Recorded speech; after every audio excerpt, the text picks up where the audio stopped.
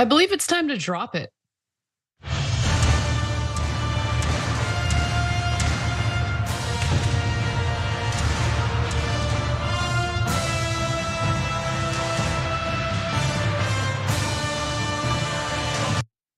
I'm going to bring that Sarah Huckabee Sanders energy and say, power panel, power panel, power panel. Power panel, dudes.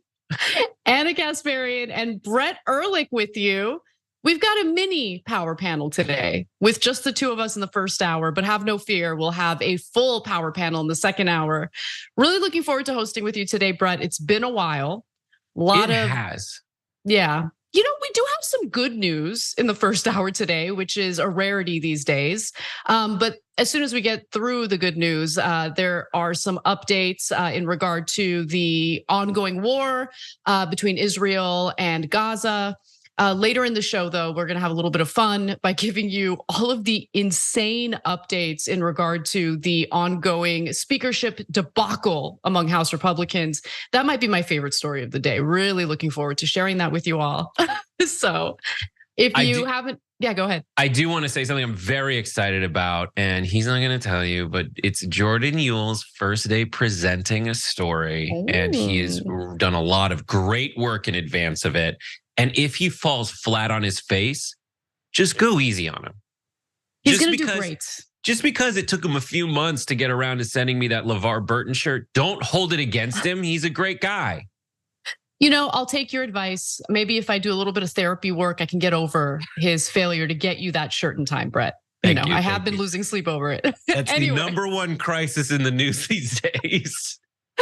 Yeah. All right, but in all seriousness, let's get started because we've got a packed first hour and I want to get to as many of these stories as we can. We actually do begin with some good news.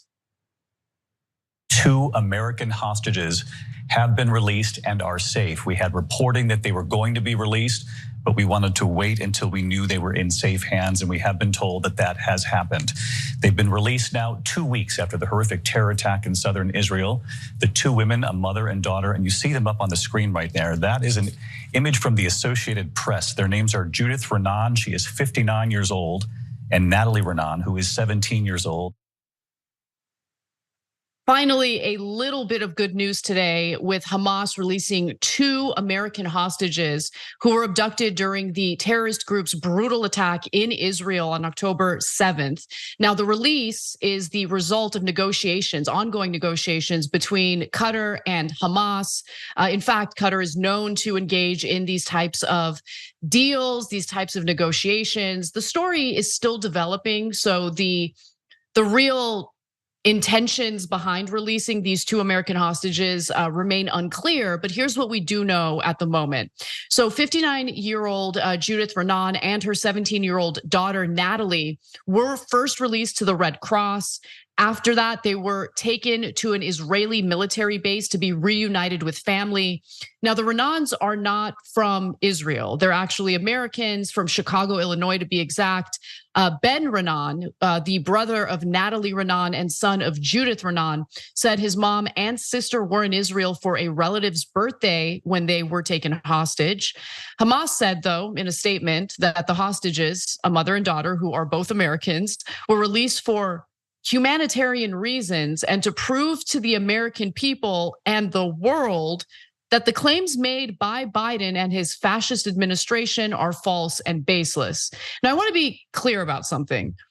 There are certainly some issues I've had with Biden's messaging on the ongoing war. I would venture to say my issues are very different from the issues that Hamas has with Biden. We all saw what Hamas carried out. Hamas militants not only kidnapped innocent civilians on October 7th, they raped women, they burned entire families alive, they killed 260 people at a music festival. And so when they say that they're engaging in a humanitarian effort, that is laughable to say the least. Now, there are some reports indicating that Judith, that's the mother, was suffering from poor health. And so it's obviously costly and difficult to hold nearly 200 people hostage. So that could be part of the reason why they let these 2 Americans go. But they're still hostages, in Gaza. suffering as a result of what Hamas did, probably terrified considering the endless, bombing campaign that's taking place in the Gaza Strip, the lack of food, the lack of fuel. It's just a complete and utter disaster. So I don't really give Hamas any credit, but I am very happy to share with you all that at least 2 people have been released. Brett, what are your thoughts? 2 people back. They say there's about new figures from Israel say that there's about 200 hostages still being held in Gaza. More than 20 of them are under the age of 18. Between 10 and 20 are over the age of 60. This is the reports of 2 getting returned safely. They do believe there are a lot of them still alive in Gaza, and as people navigate how to communicate to each other and to the world about this. I think we all have kind of gravitated toward we should be on the side of peace, and we should be on the side of making sure that innocent civilians are not caught up in the entirety of this, no matter what side of the divide they live on or whatever when they support. And so this is good news in the arc of people getting back to where they are from and getting out of harm's way. And there's still a lot more work to do. Absolutely. I was really happy to see some polling today from Data for Progress. Now, caveat is this is a more progressive polling institution, but nonetheless, their poll indicates that 66% of Americans want a ceasefire. And look, I do think that most Americans do want a ceasefire. I think most Americans want to protect civilians on both sides. I believe most Americans saw what happened to Israeli citizens, civilians as absolutely disgusting and brutal, and they condemned it. And now they're seeing what's happening to Palestinian civilians, and they feel the same way. And I agree with you, Brett. I mean, we need to get to a point. Diplomacy is a weird word because I actually agree with Israel wanting to root out Hamas. The question is, what does that look like? And how do you do that while preventing the loss of as many civilian lives as humanly possible, and that's a difficult thing to do. But I haven't really seen a lot of caution so far from the Israeli government. I've seen a lot of retaliation, the mass evacuations of people, more than 1 million people from the north to the south, the bombing campaigns. It's just been absolutely brutal. And we need to get to a point where there's an actual strategy in place to accomplish what the Israeli government wants to accomplish with Hamas, while also keeping in mind that war crimes are a problem and we should avoid them as much as possible. Right. And all these decisions are made in a timeline relative to when the beginning of this was, what the nature of the initial attack that precipitated the ensuing escalation of violence, what that was, and the dance that you do around it. Everybody should be on the side of not endangering civilians. Everybody should, as time progresses from the initial incident, be more on the side of a ceasefire. I just don't see anything against that. A lot of new polling came out saying that overall support for this kind of a thing, for sending troops in, or delivering weapons and supplies, as I think it was phrased in a recent poll, was pretty much 50-50 at 48, so it was under 50%. But then when you think about what it takes public opinion wise for America to actually get out of wars in which it is engaged, do a really good job, I would say, for the wars that we've gotten into, about getting public support back home. So usually we get into a war with more support than we have in this one, and we leave with much less support than we have in this one right now.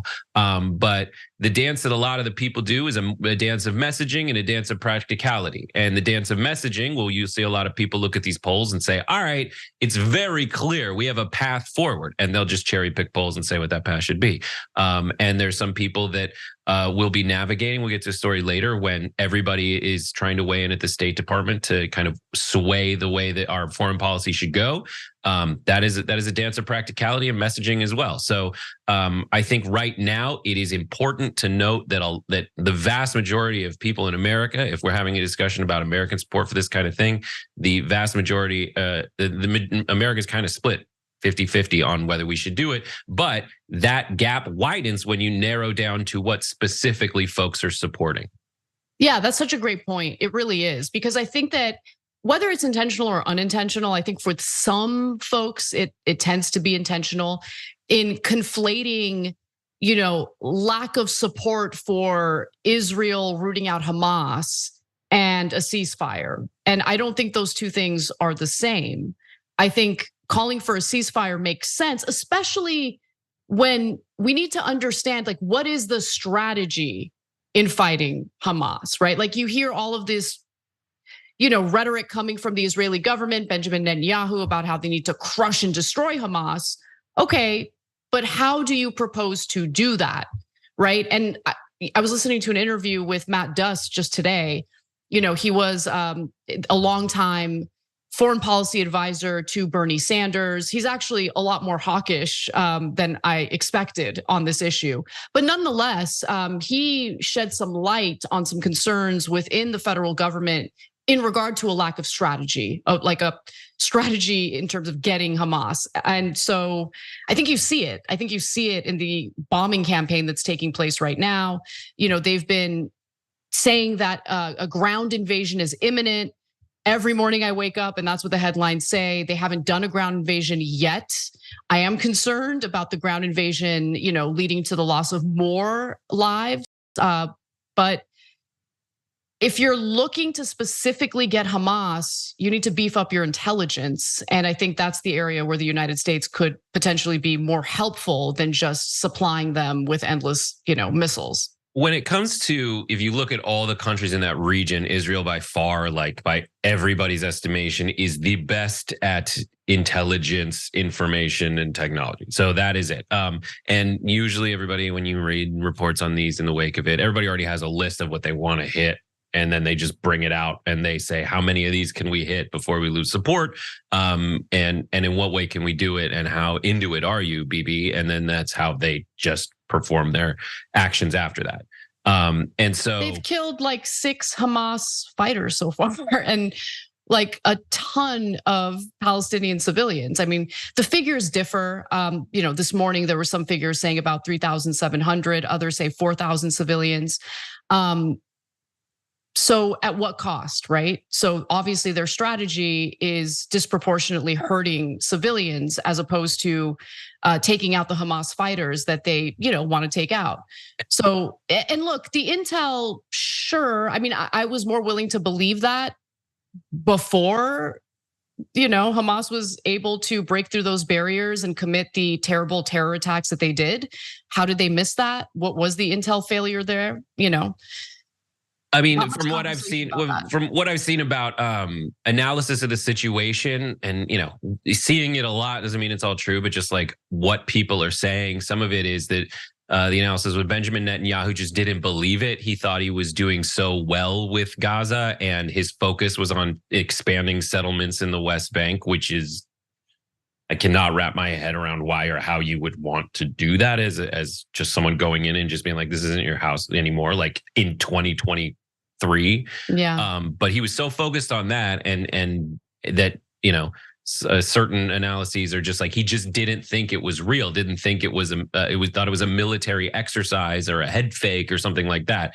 And he gauged it wrong. And the big calculation, I think a lot of people who deal with this, and you hear it in the discourse of politicians, you have people who have been like, I've been in Congress for 70 years. And in that 70 years, this kind of thing, maybe a week, maybe 4 weeks, maybe 12 weeks, this happens all the time. Is it just an attack, and then Israel, does attacks back, and that happens, and then they feel like they've hit the amount they're willing to do, and then they stop, and then there's some kind of ceasefire? Is it that, or is this, when I hear to get 1.5 million people out of Gaza City, I am terrified. You just shouldn't be saying that or doing that. That's the scary stuff. Definitely. And, I was horrified at what happened on October 7th. And I mean, I talked about it on the show, incredibly disgusted by anyone cheering it on, absolutely disgusted by anyone either cheering it on or minimizing it. These are innocent civilians that need to be protected. It is not that complicated. And I see it happening on a mass scale in Gaza. And it's It's really depressing, incredibly scary. Humanitarian aid still has not entered the Gaza Strip yet. There have been delays because of the Israeli government's concerns that the trucks carrying the humanitarian aid might contain, weapons, and so they want to check every single truck. But there's always something, right? Either the border gets bombed, or now there's this new thing with them concerned about, UN trucks carrying humanitarian aid, hiding weapons. And time is of the essence. It's been quite some time since they've had any fuel, any water. Medical supplies are running out. It is just a dire situation on the ground in Gaza. And the people who are harmed the most are obviously the Gazan civilians. But anyway, we should take a break, because when we come back, we're going to get into the speech that President Joe Biden gave just last night in regard to his appeal to get Congress to pass a $106 billion aid package. Good luck getting that done with the absolute dysfunction in the House of Representatives, thanks to the Republicans. But we'll give you the details on all of that and more when we come back.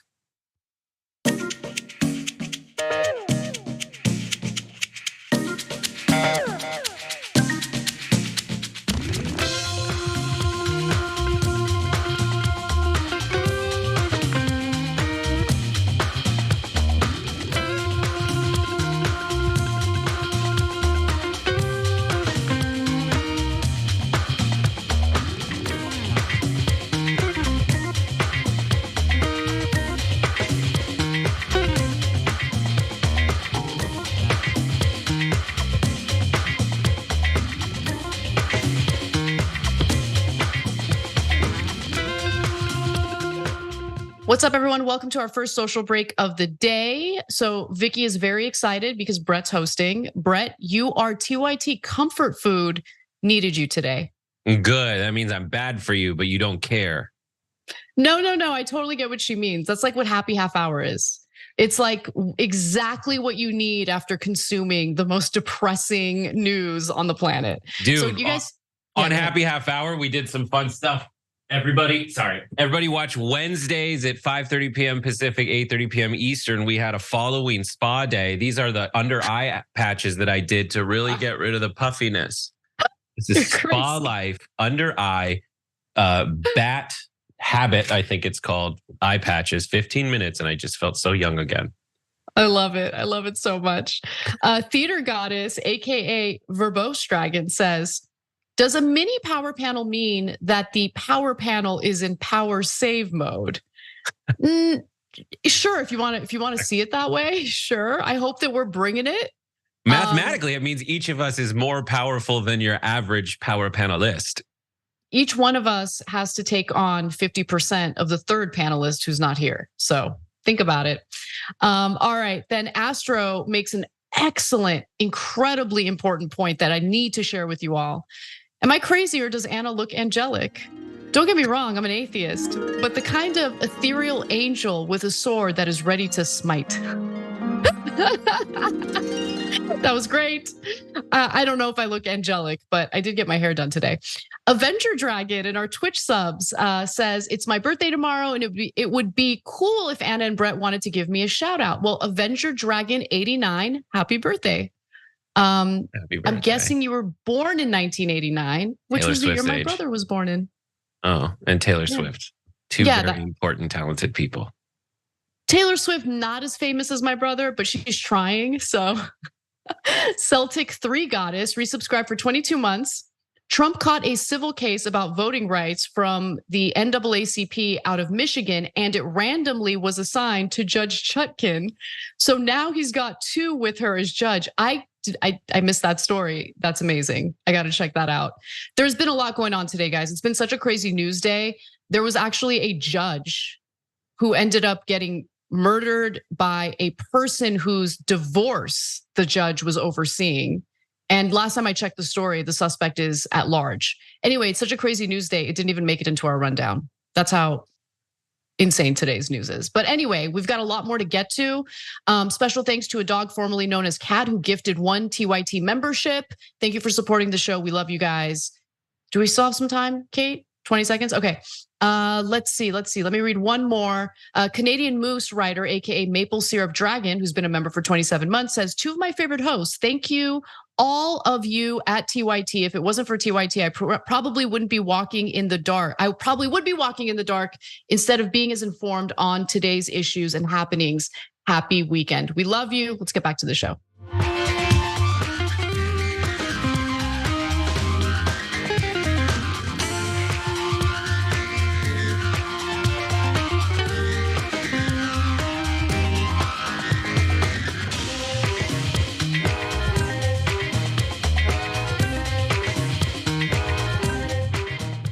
Welcome back to TYT, everyone. Anna Kasparian and Brett Ehrlich with you. Let's get right to our next story.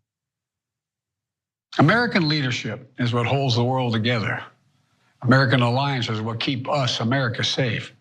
American values are what make us a partner that other nations want to work with.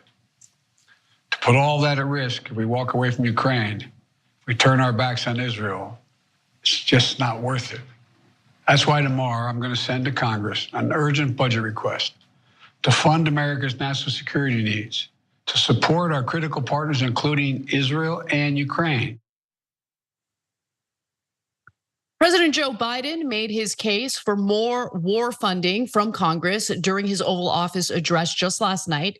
Now he's asking Congress, with all its dysfunction in the House, to pass legislation appropriating a whopping $106 billion for both Israel and Ukraine. There are other elements to that legislation, other funding efforts, which we'll get into in just a moment. But first, let's get to his explanation as to why he believes Americans should want to do this. This is what he said in his speech. I know these conflicts can seem far away. And it's natural to ask, why does this matter to America? So let me share with you why making sure Israel and Ukraine succeed is vital for America's national security. You know, history has taught us that when terrorists don't pay a price for their terror, when dictators don't pay a price for their aggression, they cause more chaos and death and more destruction. They keep going. And the cost and the threats to America and the world keep rising. So if we don't stop Putin's appetite for power and control in Ukraine, he won't limit himself just to Ukraine. Putin's already threatened to remind Poland that their Western land was a gift from Russia. One of his top advisors, a former president of Russia, has called Estonia, Latvia, and Lithuania Russia's Baltic provinces. These are all NATO allies. For 75 years, NATO has kept peace in Europe and has been the cornerstone of American security. So, Brett, before I get to a breakdown of where all this money would go if Congress ends up passing this legislation, I'm curious what you think about his explanation there, because previously I would have kind of rolled my eyes at that whole notion of America having to be the international cop, and without us, it's going to be a disaster with, some of the superpowers taking on smaller countries and causing all this chaos. I do think that there's some truth to it, especially what it would message to China, for example, if we were to just allow Russia to do whatever it wanted to do in annexing giant portions of Ukraine. But what are your thoughts? So it is, so that's what his framing is, we've heard it, right? When that's the eye roll thing, but it is less than it has been in the past. American positioning there, see withdrawal from Iraq-ish and withdrawal from Afghanistan. So Biden, more than previous presidents, has pulled out of this, but he is a guy from that era. And so he's like, NATO's got to be NATO. We have to keep that strong. Russia's still Russia. And it is, I think, foolish to deny that with America leaving that area, and also after America has completely, there was no time at which Saddam Hussein, or there was a time, but like recently, there was no time at which Saddam Hussein was a pal. But once you do that to Iraq, you've got another power vacuum in the Middle East, right? And so when we do that, there are other actors that are interested in enriching their countries through the kinds of behavior that America gets to engage in, because America is the one remaining like superpower, so to speak. China rising, Russia trying to rise. And you've got a bunch of people jockeying for that power. You've got like the whole, BRIC nations. They're trying to see what they can put together. The difference between American intervention, as we've seen around the planet, and Chinese intervention, as we've seen around the planet, is if you look at the breakdown of money that Anna's going to outline in a second, if it was a Chinese itemization, there'd be a lot less weapons involved and a lot more roads and bridges and infrastructure that, it's on loan right now. And if you don't make the payments, that's fine. It will be ours. But in the meantime, you guys do get to develop your economy. And don't you forget who did that for you, as opposed to America, whose typical foreign policy has been to go in and been like, all right, and Britain before them, who's going to do stuff that's going to enrich me and my corporations? Okay, we'll just make that person in charge now. That's such a great point, Brett. It's such a great point, because what's noticeable about China's foreign policy is how they basically get other nations on its side by investing in their infrastructure and helping them out. The United States has mostly relied on the International Monetary Fund model, if that, and that usually leads to these massive loans to help struggling countries, but then they're forced to engage in all sorts of austerity that causes, a lack of stability in those nations and a lot of rage by the civilian populations. But I promise I'm going to break down how this is all going to be appropriated should it pass. But I do think it's important to go to one more video, because in this clip, you'll hear Biden emphasizing the need to fund Israel's security, and as its government basically readies for a ground invasion into Gaza. Let's watch. In Israel, we must make sure that they have what they need to protect their people today and always. The security package I'm sending to Congress and asking Congress to do is an unprecedented commitment to Israel's security that will sharpen Israel's qualitative military edge, which we've committed to, the qualitative military edge. We're going to make sure Iron Dome continues to guard the skies over Israel. We're going to make sure other hostile actors in the region know that Israel is stronger than ever and prevent this conflict from spreading. All right, so he made it very clear we want to help bolster Israel's military, which of course we've been bolstering for quite some time now. I'll get into those numbers. But when you hear a figure as large as $106 billion, some of the reporting made it seem like most of that money is going to go to Israel. That's actually not the case. Let's take a look at the breakdown here. And I want to warn you all, this is just the ask from the Biden administration. It doesn't mean that this is going to be the end result. Now, $61.4 billion would actually go to the Ukrainian military and also to their economic assistance. 14.3 billion would go to the Israeli military. 14 billion would go toward immigration enforcement. 9.15 billion would be humanitarian assistance. I would like to see that broken down even further. You've got $4 billion on countering China's influence in developing countries and Indo-Pacific. Obviously, I want more details on that. What does that exactly entail? And $4 billion is not a small amount of money, and I want to know where it's going to be funneled to. And 3.4 billion to the submarine industrial base. So there's a lot more money going to Ukraine than Israel. And I understand why that's the case in terms of the US's security concerns, right? Our national security. I think that a lot more of the attention is focused on controlling Russia and basically defeating Russia in this war against Ukraine.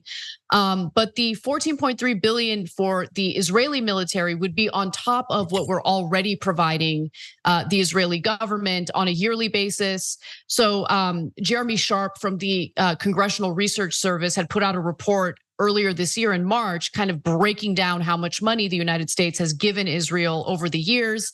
Israel is the largest cumulative recipient of US foreign assistance since World War II. To date, the US has provided Israel $158 billion in bilateral assistance and missile defense funding. At present, almost all US bilateral aid to Israel is in the form of military assistance.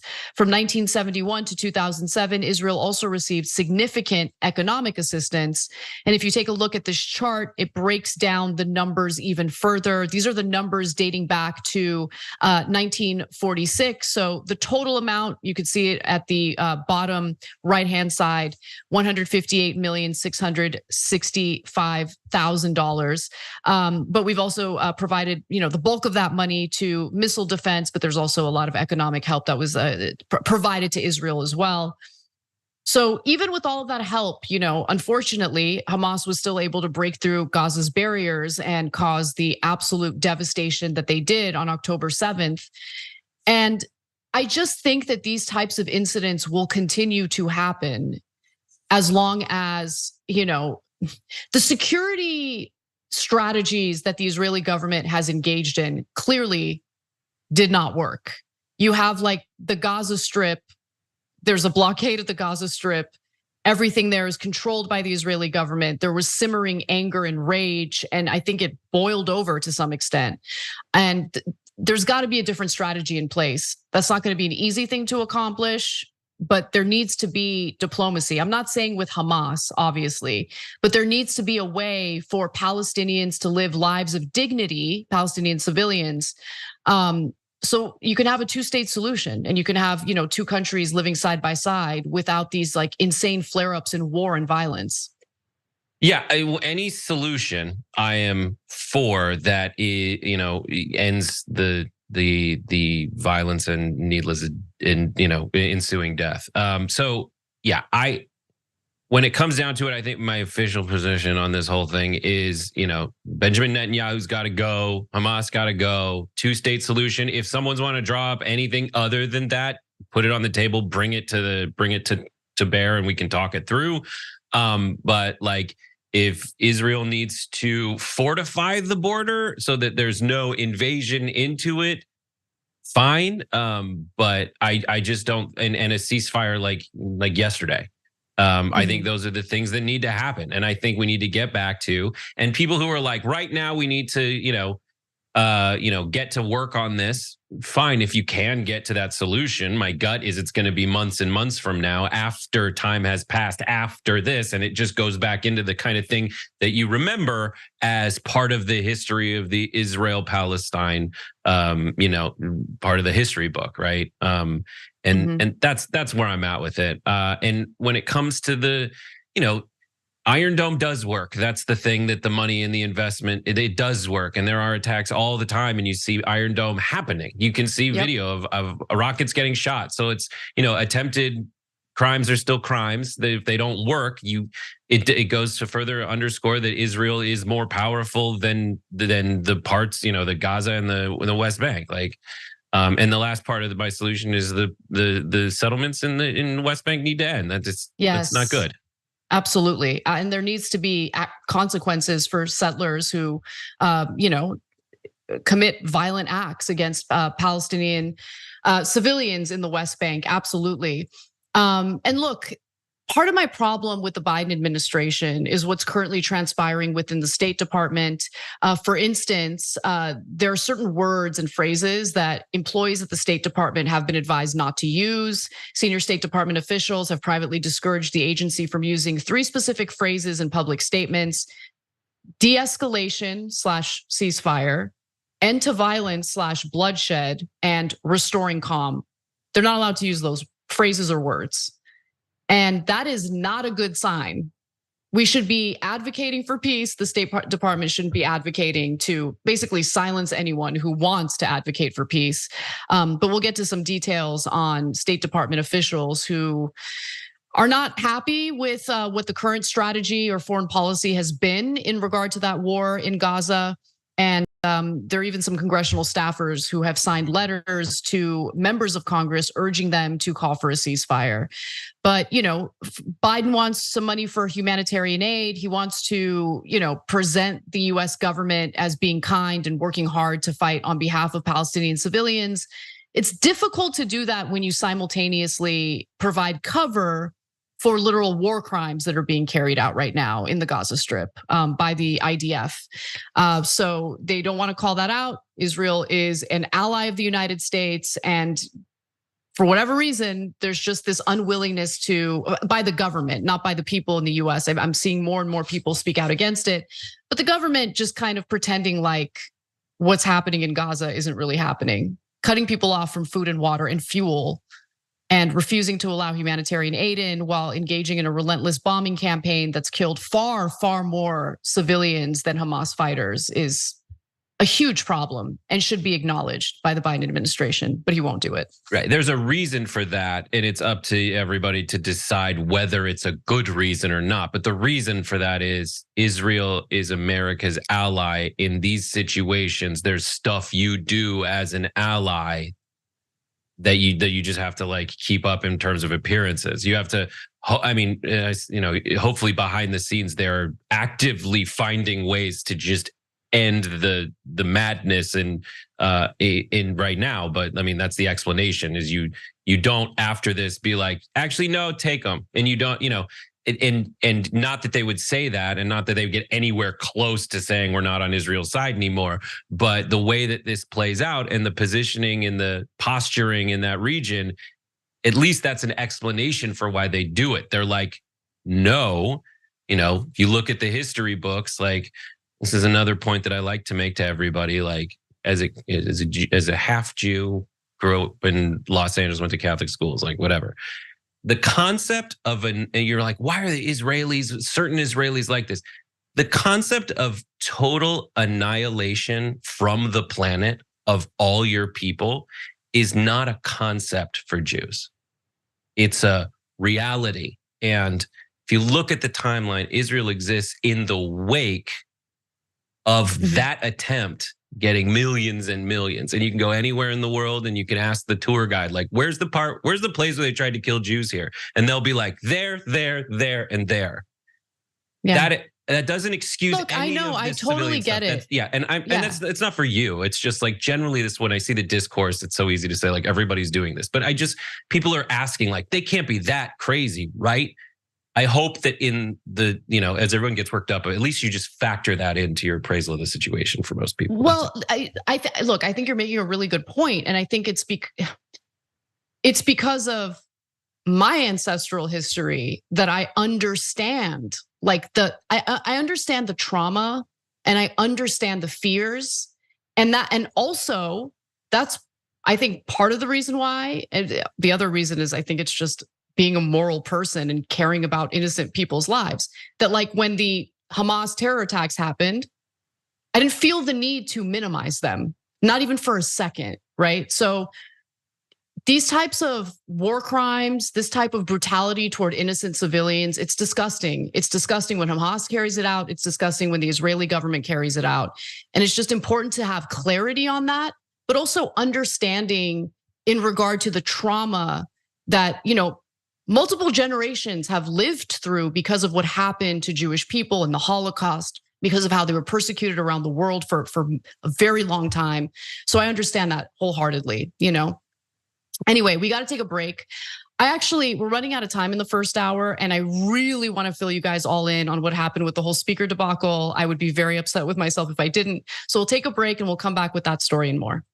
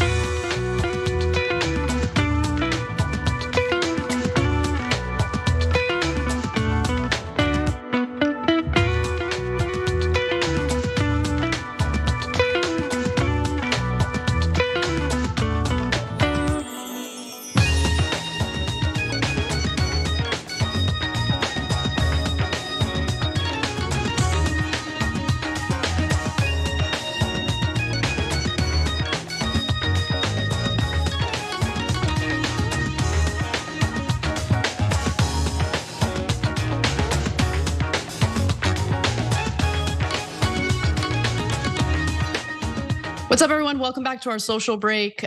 Repect the political catboy says, yo, how about you give us that money so we can get people into empty houses, feed them, and ensure that they have medical care. I'm all for helping Ukraine, but don't we have stockpiles upon stockpiles of military supplies that we could give them rather than, well, okay, so we have been doing that. We've been basically giving stockpiles of our weaponry to Ukraine. And Biden says this in the speech, he makes it very clear. What Biden wants to do is replenish our stockpile of weaponry. So you're right. Now, look, I'm not enough of an expert to understand how in need we are of replenishing our stockpile. So I'd feel uncomfortable, speaking out against that. But one thing that's been clear to me is we have like unlimited supplies of money when it comes to war efforts. That's great. How about unlimited supplies of money to fund what we need here in the United States? Instead of nickel and diming the American people, how about you pay up or shut up, basicing. Like, it's just amazing to me. As soon as there's war, there's no question, of course. Janet Yellen, Treasury Secretary, of course, we're gonna fund both wars. Of course, we're gonna do that. I loved just like the moment I wanted it to be. I talked too long, so we didn't get to it. But the arsenal of democracy quote from Biden in his speech, I was like, what a weird. Someone was super proud of the messaging of the arsenal of democracy and didn't understand how batty that sounds. Yeah, I mean, this was a prepared speech, so it's not like he did what Trump does and speaking off the cuff, but he also talked about like, these weapons, they're manufactured here in America. And I'm like, I don't think you're supposed to say the quiet part out loud, right? Like, it's basically saying like, it's a nice little, it's good business for manufacturers here in the United States. Anyway, all right. Yeah, it's true. That's true. Textan says, Anna's kitchen is so clean, it looks like a Skype background. If I had to film in my house, my kitchen would be near the bottom of the list or acceptable backgrounds. That's hilarious. Yo, she had a fake one we were talking about before. We were troubleshooting. It didn't work, but I know. All right, let's go to Layman Shaman from our Twitch subs. I really hate how people in the media will say Israel has the right to defend itself, which is a gross lie. If someone breaks into your home at night, murders your baby, then kidnaps the rest of your children, you defending yourself isn't dropping a bomb on the killer's house. I mean, I would want to, that's for sure.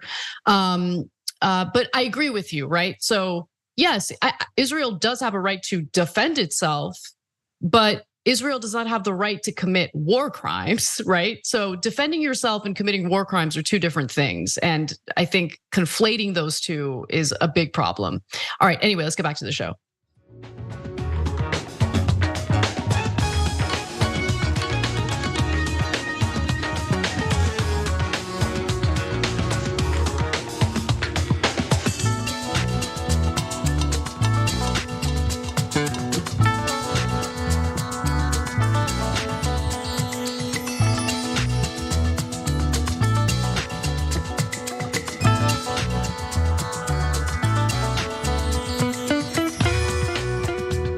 Welcome back, everyone. Anna Kasparian, Brett Ehrlich with you. And we also have Jay Hawker41, the Ball Dragon, who has a wonderful super chat I wanted to read to you all before we get to our next story.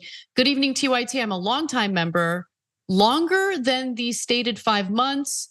It's also my 82nd birthday today. Is there any TYT member older than me, or can I claim that title? Keep up the good work. Thank you so much for writing in. Happy birthday. Terrible news today to some extent, but hopefully you're enjoying your day, and I hope you're celebrating with your family and your loved ones. All right, Brett, you ready for some fun? Can't wait. Let's get to it. The majority of the conference basically cast a vote of no confidence in Jordan as the speaker candidate, deciding that it was time for him to step down. That set forward a series of other decisions where now Congress is basically done for the day. They're going to come back next week and try again. But Jordan, after 3 consecutive votes in which he only lost support among the Republican conference, now bowing out of this race at the behest of the rest of his party. House Republicans are embarrassing themselves to such an extreme extent that one of those congressmen, Representative Steve Womack, said on CNN today, I love this, that his GOP colleagues are peeing on the electric fence in the speaker fight. Now, Jim Jordan has officially given up his bid to be the next House Speaker. And today, they held the third vote to see if maybe there'd be enough Republicans voting in favor of him to become the next House Speaker. But no, he actually fared even worse the third time around, with 25 Republicans voting against him. Now, after that, he lost a GOP secret ballot vote that was taken behind closed doors on whether Jordan should even remain their candidate for speaker. And guess what? When it came to that vote, an even higher number of Republicans were against him. It was 86 to 112. So only 86 of those Republican lawmakers were in favor of continuing the nomination of Jim Jordan. Now, with that said, Matt Gaetz, not so happy about this whole situation. Let's watch. The most popular Republican in the United States Congress was just knifed by a secret ballot in a private meeting in the basement of the Capitol. It's as swampy as swamp gets, and Jim Jordan deserved better than that. And a very frustrated Kevin McCarthy, who was ousted from the speakership role because of Matt Gaetz, had some harsh words for him. Let's watch. What history will look at, the crazy eights led by Gaetz, the amount of damage they have done to this party and to this country is insurmountable. I've never seen this amount of damage done to just a few people for their own personalities, for their own fear of what's going through. And really, it's astonishing to me, and we are in a very bad position as a party, one that has won the majority, one that America has entrusted us with, that a simple 8 people have put us in this place. And listen, guys, yesterday, Matt Gaetz and Kevin McCarthy allegedly got into it during a closed door meeting that other lawmakers described as intense. So at one point, while speaking at the mics during the gathering, McCarthy mentioned Gaetz by name, according to a source in the room. Gaetz stood up to kind of interrupt him and say something, per a second source in the room.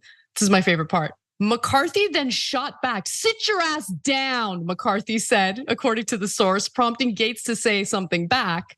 The second source said Representative Mike Bost was ready to lunge across the room. Just absolute insanity. It's a clown show. It's a total clown show. Like, it's embarrassing, but also highly entertaining, Brett. I think it's amazing. They made their bed and they're pooping in it. That is exactly what is happening right now. Big loss today for a former, I don't know if you guys have heard about this. He was involved in some athletics back when he was at The Ohio State University. That guy, jacket off Jim Jordan, because he takes his jacket off. That's the only reference there. Has lost, and his chronology is loser, loser. He was gonna quit, but he came back for another vote, the third one, which he lost, and now he's been ousted. So he's a 5-time loser, 1-time almost quitter. It makes me so happy. Jim Jordan, we have all been spared, at least for now, hopefully forever, from having a Speaker of the House who is that guy at the car dealership after you think you've agreed to the price of the car. He's sitting there in the finance area going like, "We're not gonna let you leave here without the true coat. You want to get that true coat?" Totally. And that guy his own staff of people at the dealership just be like, "Listen, everybody hates us, but we hate you the most. Sit your ass down," and it makes me so happy. It's so good. So when rumors of that whole exchange came out, Matt Gaetz spoke to the press saying of Kevin McCarthy, he gets his Irish up sometimes. "I'm not a very emotional person. I'm a lawyer by trade, not a baker. And so I'm used to the presentation of arguments and the listening of arguments without getting hot under the collar." Matt Gaetz is like insufferable. Like, so much so that, like, I don't really have much love for Kevin McCarthy. Please don't get me wrong, but he somehow makes Kevin McCarthy look good, relatively speaking. He's definitely smarter than Kevin McCarthy. Totally. That's the problem. So Kevin McCarthy, Matt Gaetz gets to take as many victory laps as he wants, even if he loses getting his people in there, because Matt Gaetz is essentially the reason Kevin McCarthy lost his job. Because Kevin McCarthy, for all these fiscal conservatives in the right wing, they've proven one thing: they can't count for crap. The best asset, there's 2 things you need to do as Speaker of the House. 1, you need to be able to raise money, and we all know that. 2, you need to be able to count votes. And Matt Gaetz has gone in there, and Kevin McCarthy and Jim Jordan have both failed at counting votes. They have lost them in a way that is, quite frankly, super duper unprecedented as far as recent memory is concerned. And the only difference is like it's instability is not great for your party. It could be good for certain interests, but I still don't know what those interests are after all of this. They're not doing a good job of messaging that. Everybody knows that it's just a bunch of guys. They might not be peeing on an electric fence, but they definitely have their junk out and they're measuring it. Totally. And they're doing it at a cost to the American people because the House is unable to conduct business, do their jobs if they don't have a speaker. And look, it's gotten so petty and so pathetic. I mean, it's so embarrassing. I don't even know if I carried myself this way in high school or middle school, but now they're like blocking each other on social media. So Nancy Mace, who was one of the crazy eight, as Kevin McCarthy likes to say, ousted Kevin McCarthy, voted against him. And so she had written on X, formerly known as Twitter, "We should not go home until we have a speaker," to which Congressman Greg Murphy quote tweeted and said, "How about apologizing for causing this mess?" Okay. So then Mace responded to that, and this is where it gets good.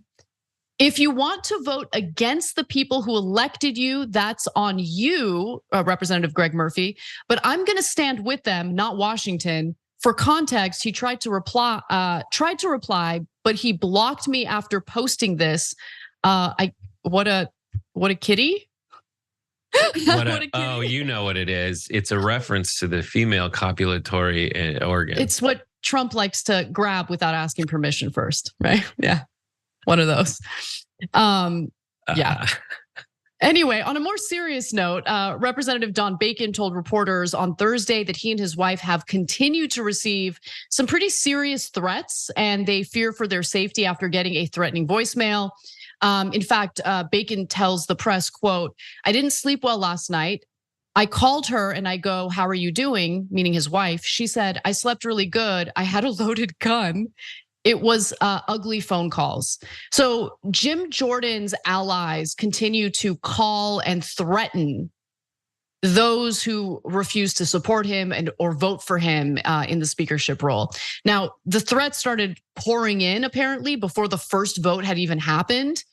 And it appears it didn't play out so well for Congressman Jordan here. So what happens now? Oh, go ahead, Brett. Oh yeah, go ahead. Yeah, just real quick. So what happens now? More chaos. That's my read of it. So the interim House Speaker, Patrick McHenry, said that Republicans will gather on Monday for a candidate forum. And then they plan on having elections for whoever the nominee is on Tuesday. Now, here's the problem. There's a giant list of potential nominees, people throwing their name in there. You have Kevin Hern of Oklahoma, Austin Scott of Georgia, who challenged Jordan last time. You have Jack Bergman of Michigan, Tom Emmer of Minnesota, Byron Donalds of Florida, who's also a Freedom Caucus member. Other members who are considering but haven't decided yet, you've got Mark Green of Tennessee, a Freedom Caucus member, Jody Arrington of Texas, Mike Johnson of Louisiana. It's just interesting because when it comes to the Freedom Caucus members, that's like, remember, the far right wing of the Republican Party, the moderates aren't that into you, bro. So like, you guys gotta sit down. I do think that their best bet is to go with someone a little more moderate and find ways to, I don't know, apply pressure to the crazy eight, if that's even possible. I just don't really see an end in sight. Well, that's the thing, is like, if you are the 8 people who can hold up the will of 200 other Republicans, well, there are 200 other Republicans who can return the favor to you. And so they can, and they've been doing that. And there were some people that were like, all right, basically what we're doing is we're just switching out. Like, we'll do the first vote for Jordan, we'll make him think he's close. And then on the second one, the plan was to have more people defect to get rid. I mean, that's not quite a conspiracy theory, but it's kind of how people were talking about it afterwards. A few in certain reports was like, we're getting rid of, we expanded the margin by which he lost in the second one to convince him it's not getting better. Those names are great. I mean, other people, Anthony Gomez, Sarah Hopkins, Alexander Castillo, Jade Thomas, Harper Mills, Samara Stokes. These are all names that are basically as familiar to all of us who follow politics pretty closely, even though those were fake names I just generated on the internet. They are just equally as recognizable as the ones listed who could be the next Speaker of the House. Yep. Since 9/11, the Speaker has to be like, in case of emergency, these people next. Those people, they've got a list. They've got their secret, the list of his preferred follow-ups. What's interesting to me to take from this and can't be lost in all of it is this guy, Jim Jordan, was Donald Trump's favorite. And in a place where everybody says that Donald Trump has full control over the Republican Party, not in the halls of Congress, it seems. There's a lot of people who, when it comes to secret ballots, and Matt Gaetz is right to point them out for being kind of cowards, but they get the job done in those smoke-filled rooms that people are skeptical about. But he just doesn't have that extra little like oomph of communication to communicate an actual plan for America. People just know he's getting more name recognition out of this, and definitely delighting in messing with everyone else in Congress. Yeah, I mean, it's all about himself. Who cares about, the job he was elected to do? Who cares about the fact that there are two massive ongoing wars right now, all sorts of issues within our own borders? Who cares? It's all about them. So we'll see how it plays out next week. But for now, final story for you guys in the first hour before we switch up panels. Wanted to give you an update on the basically election interference case out of Georgia, because someone else just took a plea deal. You're looking at attorney Kenneth Chesebro taking a plea deal ahead of his trial in the election interference case against former President Trump in Georgia. That's right. After turning down a plea deal offered just last month, former Trump lawyer Kenneth Chesebro is singing a different tune this morning. He decided to take a plea deal just before this trial was going to begin. They were already picking jurors, and I guess he realized, oh yeah, I'm the guy who sent around the memo that literally said fake electors. That was a little bit of a problem. That's damning evidence, isn't it? Maybe I should take the plea deal. So he's now the third co-defendant in the Fulton County case to take a plea deal after the Kraken herself, Sidney Powell, did the same just yesterday. So if you're unfamiliar with Mr. Chesebro, and yes, some people like to pronounce it Chesebro, but why would you do that? You should know that this doofus was in fact a key player in Trump's fake elector scheme and basically admitted to the crime while he was committing it.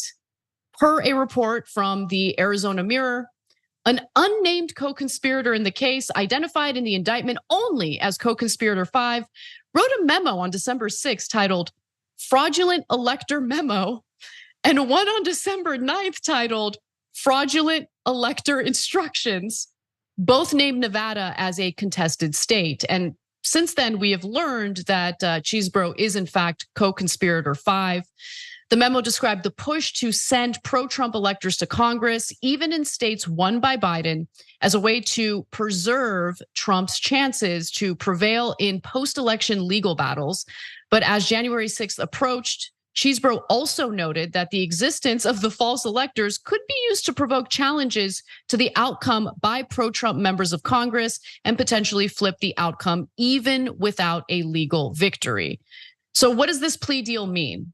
Obviously, when you take a plea deal and you skirt any jail time, it means that you have agreed to testify against the other co-defendants in the case. And he has in fact agreed to do that.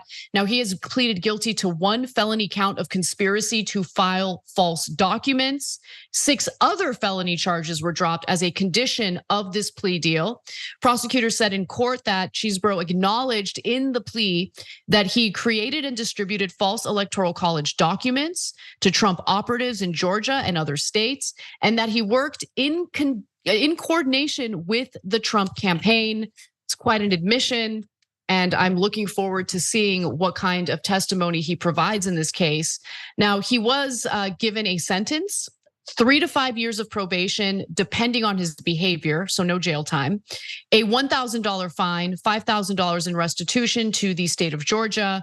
He apparently already wrote an apology letter to the state of Georgia. He has to do 100 hours of community service. And he also promised again that he will testify truthfully against any other co-defendants in the case. Now, final important point to make about this before I go to you, Brett. he had a little bit of difficulty raising money for his legal defense. Even with that sick name, he just couldn't get the recognition he needed to crowdfund. And so let's take a look at how much money he raised. He was looking to raise $200,000. But about a week ago, he had raised a whopping $20. And then we checked in on that fundraising effort once more, and he increased that amount by a lot, $5. So he raised like $25 for his legal defense.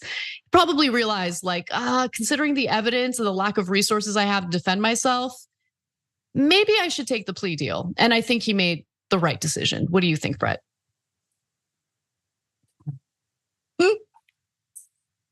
It's not easy being Cheese. The Cheese was standing alone. Essentially, here is just the overall timeline of this. And I know because we were planning on doing gavel to gavel coverage and one way or another, seeing what that it would entail for this. So shout out to producer Marissa Matthews, who found out everything about this trial that just dissolved.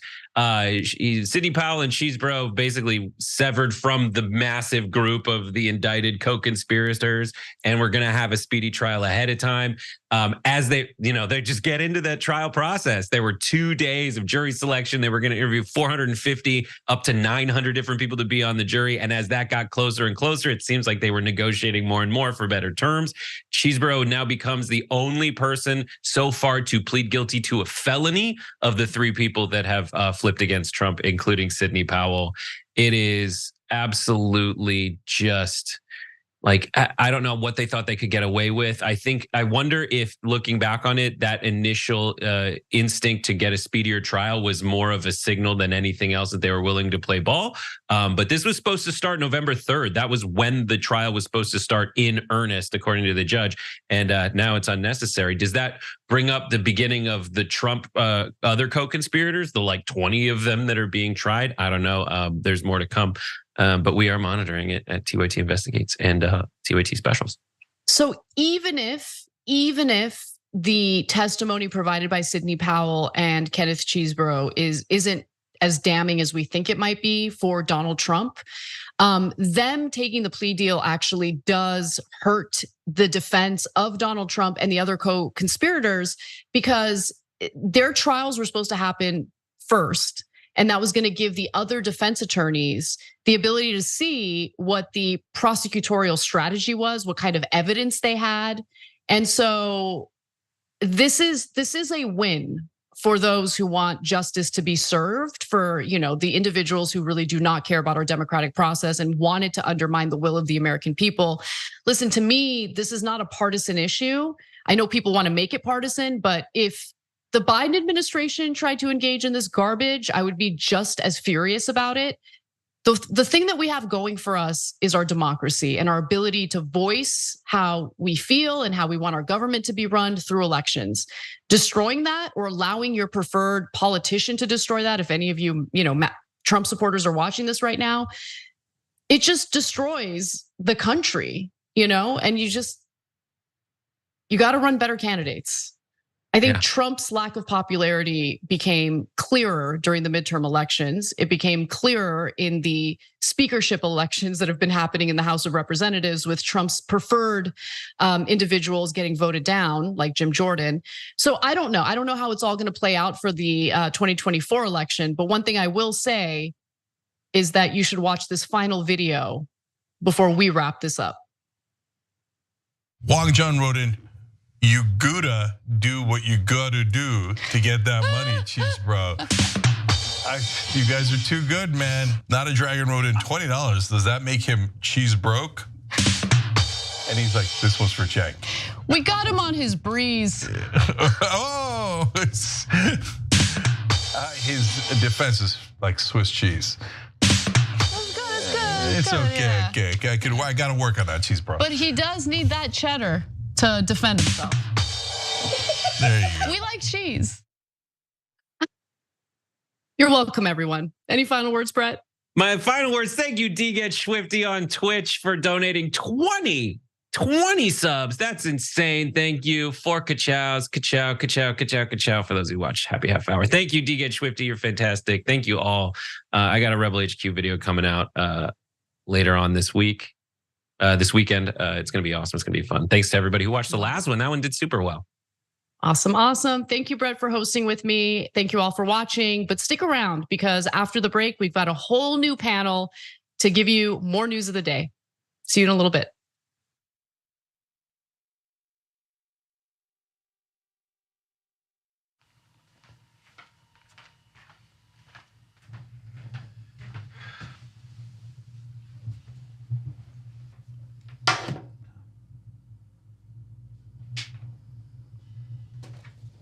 Welcome to the Damage Report. I'm John Idarola. This is gonna be a big one. Meanwhile, in the Arctic, you know where this is going. You watch the Damage Report, the Arctic's on fire. Obviously, why would we be talking about the Arctic except to tell you that it's melting once again? The Republicans aren't that interested in it. I wonder why. Lift out of poverty up to 3.7 million people, including an estimated 1.3 million children. Hashtag save the children? Not if it costs money. I mean, come on. At TYT, our mission is to boldly pursue truth, challenge the establishment, and drive positive change. At a time when corporate capture of our media, our government, and our politics is nearly absolute, everyday working people need a champion to fight for them and to push back against the powerful interests that threaten our democracy itself. At TYT, we're proudly progressive and call out corruption and duplicity wherever we see it, from Republicans, Democrats, or anyone else. And unlike mainstream news media outlets, we're not beholden to corporate advertisers, to defense contractors, to Wall Street, or to big pharma. We only have to answer to our audience, and for nearly 2 decades, we've accomplished that by delivering honest, timely, and insightful perspectives on the day's news without fear or favor or concern for whose toes we might step on or which powerful elites we might offend. And while we're super serious about the news, we also manage to do it in a way that is fun and lighthearted. We can do this together and serve our audience, and yes, have fun doing it.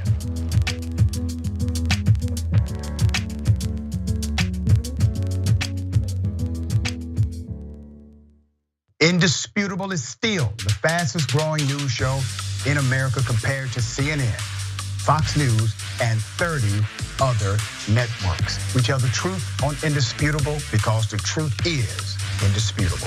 We go places that other news media outlets refuse to go. When there were human rights abuses happening at the Victorville prison, guards and members of the community contacted us. You, through your investigative reporting, unearthed very troubling allegations about specific forms of abuse and discrimination in the federal prison system. It really doesn't take much to be a trusted voice. All it takes is to be fearless, report on matters, be an advocate. I called it the bullpen intentionally because it's a place of preparation. We present individuals who may have an opposing view, so we debate. Sometimes we interview individuals because their stories deserve to be heard. A survivor of significant police misconduct and his attorney.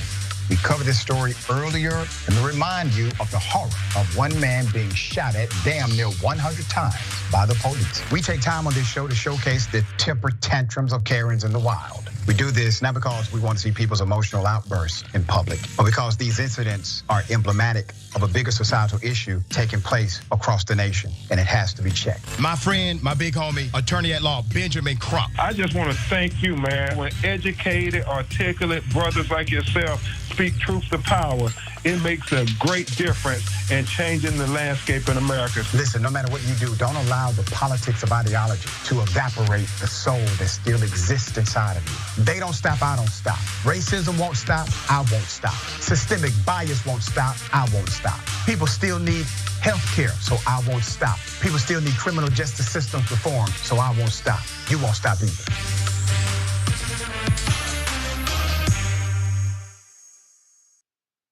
Have you been drinking anything today? No, I hadn't drank in 3 years. Good for you. Congratulations. Yeah. Until today.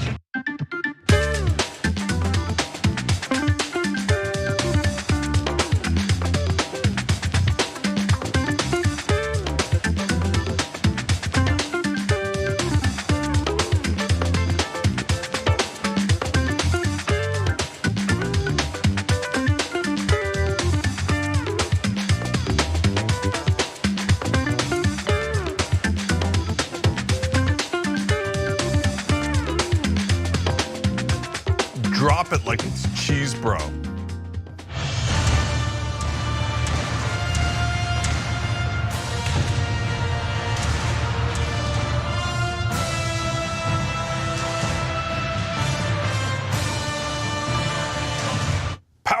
Power panel. Jake, you can David Schuster, Jordan Uhl. You'll be happy with tonight's show. Whether you like it or not, I am here all week. So we got an amazing hour for you guys and an amazing bonus episode. Of course, should you join up to hear the amazing bonus episode? Of course. How do you do that? You hit the join button, of course. You know that, or tyt.com/join. So, all right, look, a lot of amazing stories coming up, but I do want to say one thing about the story that Anna and Brett just covered. Down goes Chesebro, and that is a massive story. This is not Sidney Powell, this is not any of the other ones, this is not an MSNBC kind of thing. No, Chesebro was involved in the fake elector plot. That's a big deal. So don't ask Trump if he's all right today. He's hurt, dog. So let's see how momentous that winds up being. But that could be the first thing that really is a significant problem for Donald Trump, and to the point where might be the first time he has to start worrying about losing these cases in a way that could affect his freedom. So I'll just leave it there. Otherwise, I'm gonna get carried away. Okay, so let's see how it goes. Anyways, David has the first story, and it's a doozy. Well, Jen, speaking of freedom, let's kick this off by hearing from one of our favorite Georgia Republicans. It's devastating, and I spoke with President Trump earlier. And what I'm telling him every time I talk to him is he is a hero for America. He's a champion because he's the only one standing up against How incredible is it when he says, I'm ready to go to jail for this country? I mean, it's so powerful. It is overwhelming. It makes you feel emotional when you hear him say that, because he is telling the truth and he means it. When he says he's willing to go to jail, he's willing to lose anything to save this country. And Alex, I have to tell you something. I don't know anyone else that's willing to do that.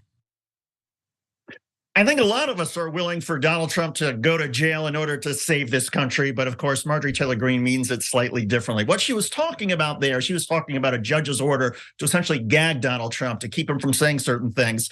Trump is facing multiple gag orders in a couple of his criminal cases. The one that Greene was referring to is the one that federal judge Tanya Chutkin invoked on Monday. This is the federal case involving the 2020 election with Donald Trump on January 6th. The gag order there bars Donald Trump from attacking witnesses, prosecutors, court staff involved in the criminal case. Here's the readout from Politico.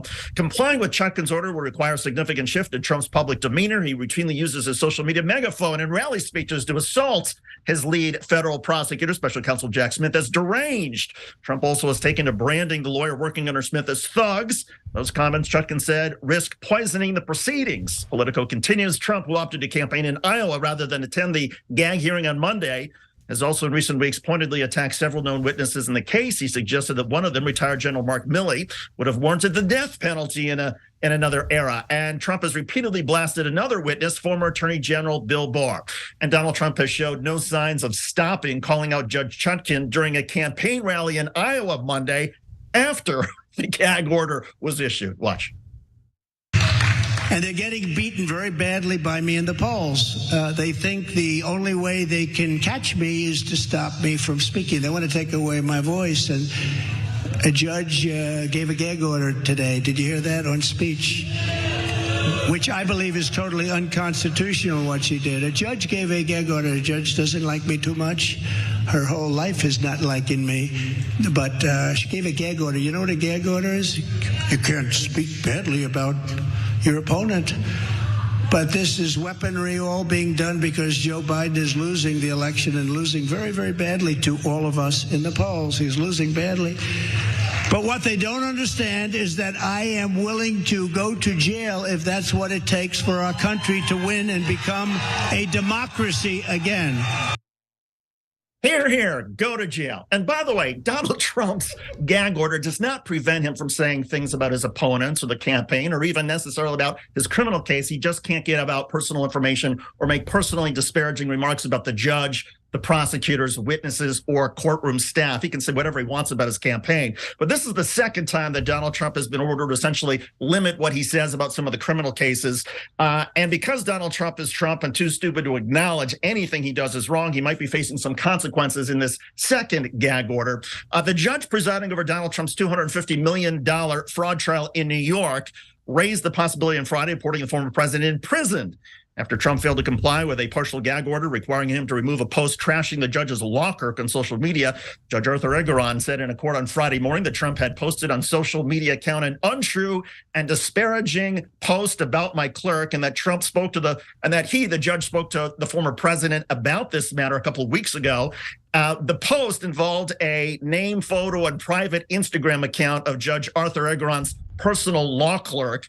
It referred to her as Chuck Schumer's girlfriend because she posed with Senator Schumer in a photo. And Donald Trump blasted the image out to his email network with the subject, "Truth from President Donald Trump." Well, Judge Arthur Engoron, as reported by NBC News, quote, "I ordered him to remove the post immediately," and he said he did take it down. "Despite this order, last night, I learned the offending post was never removed from a campaign website. This is a blatant violation of the gag order. I made it clear that failure to comply will result in serious sanctions."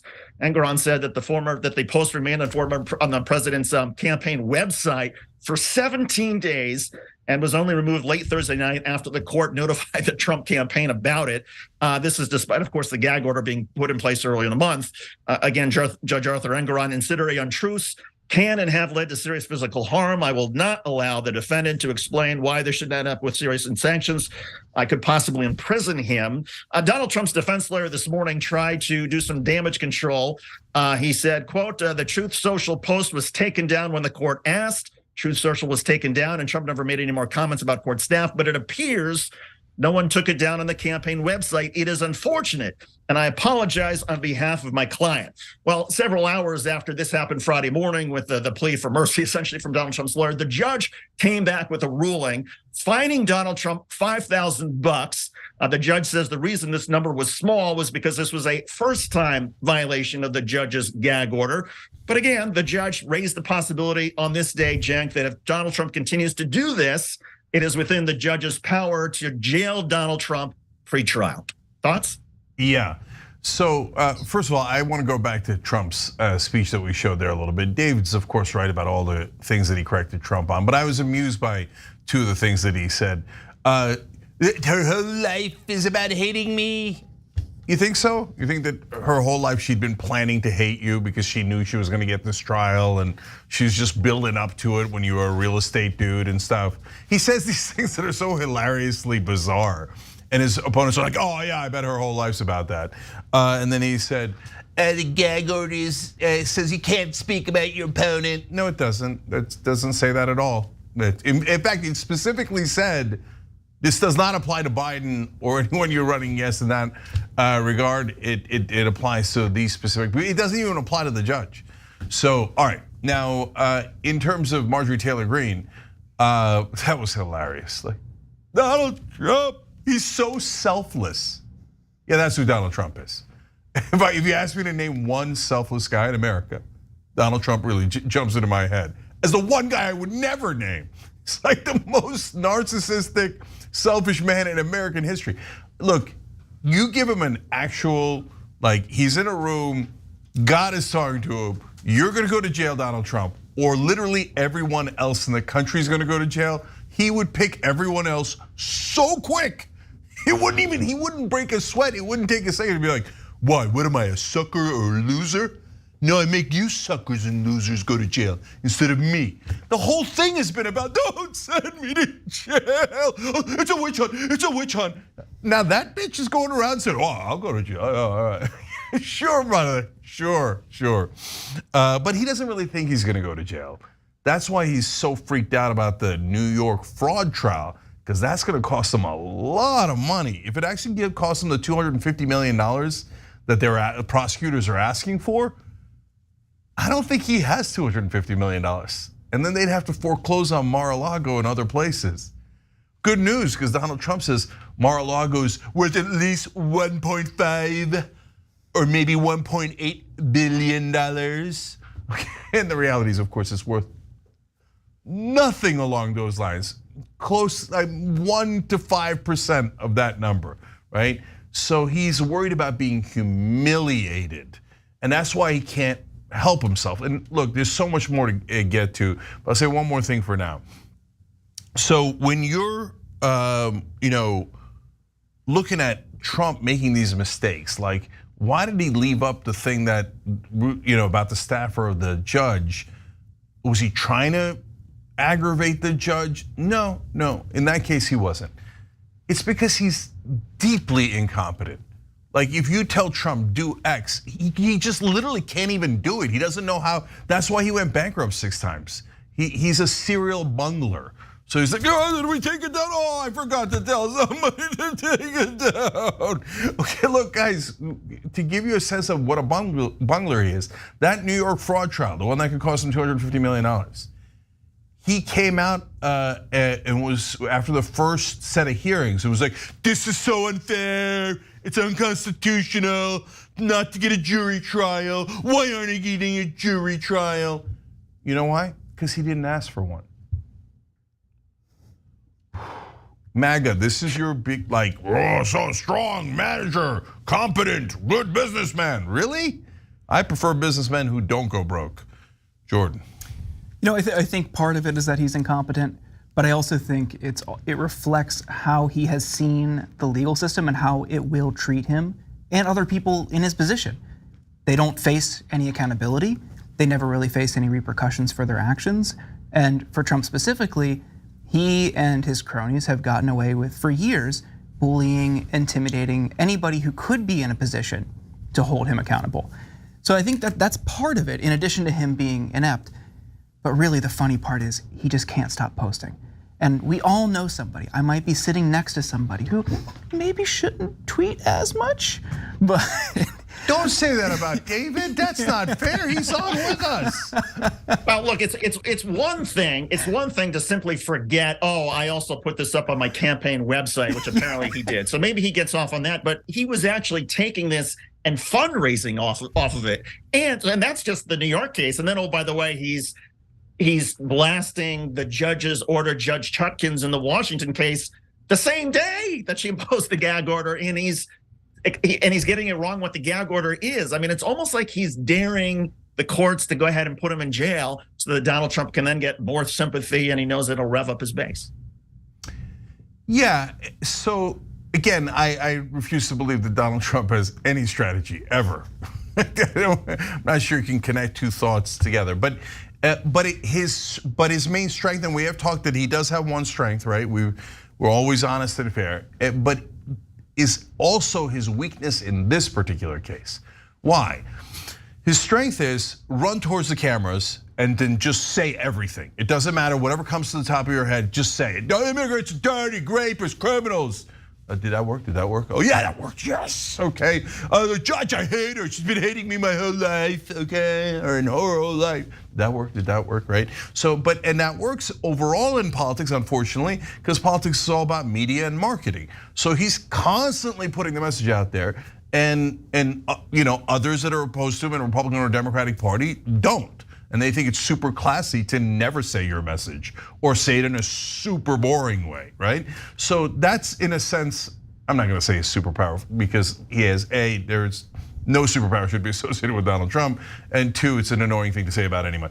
Okay, but that's his one thing that he's good at, but its downside is, hey, Donald, don't say pink elephant, right? So when you give him a gag order, there's like nothing in the world can gag Donald Trump. He makes us all gag, but for him, there is no gagging. So I've said this a billion times, he has verbal diarrhea, and to be fair to him, it's a chronic condition and he can't fix it. I'm with you. And look, the other part about this that I love that there's Marjorie Taylor Greene praising Donald Trump, that yeah, Donald Trump's willing to go to jail to save our democracy. Really? Oh my God, I agree with Marjorie Taylor Greene. Yes, please save our democracy. Donald Trump going to jail, being taken out of the scene, having his freedom taken away, I actually do think that would help our democracy, because it would show a lot of Donald Trump supporters that this guy has broken the law repeatedly and deserves to be taken away. And maybe that might finally get some of them to start thinking about another Republican. So yeah, go ahead. take him off the scene, go to jail. It'll save our democracy. If Marjorie Taylor Greene wants credit for the idea, we'll give it to her. Yeah, I think my last point is you've heard that phrase when a crime is punishable by a fine. For rich people, it's basically not a crime. And we're seeing that here. This $5,000 fine really means nothing to him right now. Certainly he inflates his wealth, but he can afford $5,000. The conditions do seem right though, that he will not learn from this experience. Sure, his lawyer expressed remorse because they have to, but I don't think he's going to stop. And he loves to post, he just is going to what he knows. I think the conditions are right that he can kind of get lured in to actually going to jail. I don't know if it's gonna happen, I'd like it to happen, but it would be extremely funny if he just kept posting his way into jail. Well, I could see him being like, I did it again, why? The judge said it was fine. No, Donald, they fined you. That's not the same thing. He said it was fine. He said fine many times. Okay, look guys, whether it's Chesebro turning on him and Sidney Powell turning him on him in the other case, or this case where he's already lost. The only question on the fraud trial case is how much money he's going to lose and how devastating that impact is going to be for him financially. But for the first time in a long time, the tables are beginning to turn and Trump is in a little bit of trouble in the court system. That's real, because putting the former president in jail is going to be a hell of a thing with appeals, etc., right? But money's money, and if he has to pay a $250 million fine, don't ask him if he's all right, dog. He's hurt. So we'll see how that develops. All right, we got to take a quick break here. When we come back, the Republicans are a mess, and we're going to tell you about it. We're not winning with the Republicans. Okay, we'll be right back.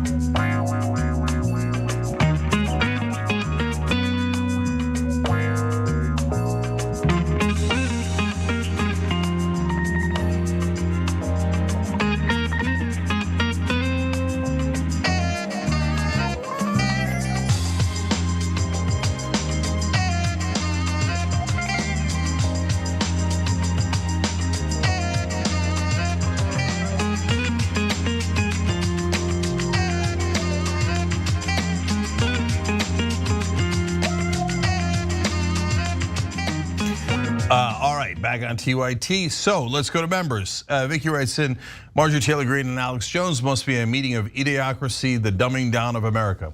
Yeah, I mean, look, we're supposed to take Marjorie Taylor Greene seriously just because she's a congresswoman. She goes on Alex Jones' show, the deranged lunatic we'll talk about later in the program. And she's like, oh, Donald Trump, I'm so verklempt over how selfless he is. I mean, Mother Teresa Donald Trump, Mother Teresa Donald Trump. I mean, what a bunch of jokers. I can't believe anybody in this country believes those guys. I can't believe it. All right, Randy C says, Adolf Hitler was willing to go to jail for his country, and then he did for 5 years. After he was released, he was elected chancellor for life. Then he started World War II. Be careful what you wish for, right? So Randy C, great point. I mean, look, the number one thing I would want out of any of those trials, you give me like, hey, Donald Trump goes to jail, Donald Trump is bankrupt. No, number one thing I want is banned from politics for life. Then he can go, F off and do whatever the hell he likes. And he could do his true calling, as an insult comic, and everybody's happy. Okay, and then I don't even care how rich he is or what he does, as long as he doesn't mess with our democracy.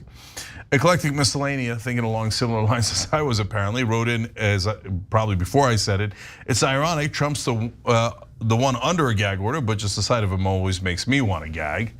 Agreed, okay. I don't know why you say that. I have the best genes. No one has better genes than me.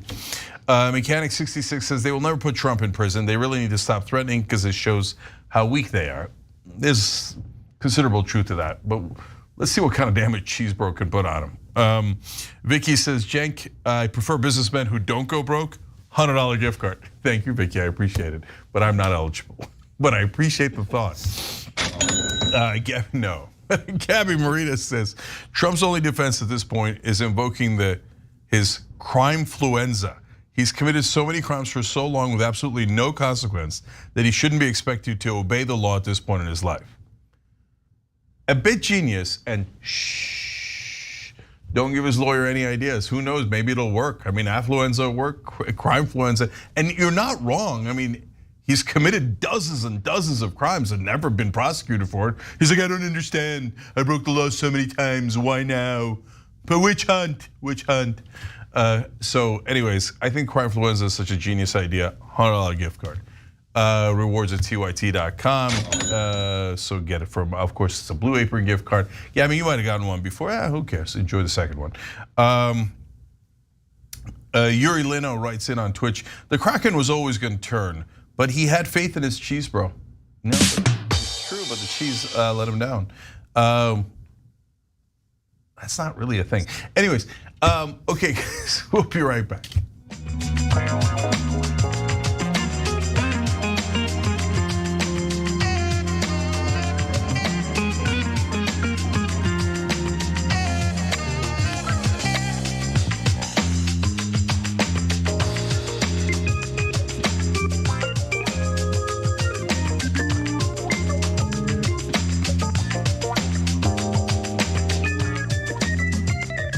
All right, back on TYT, Jank, David, Jordan, Husanate, and Bebe.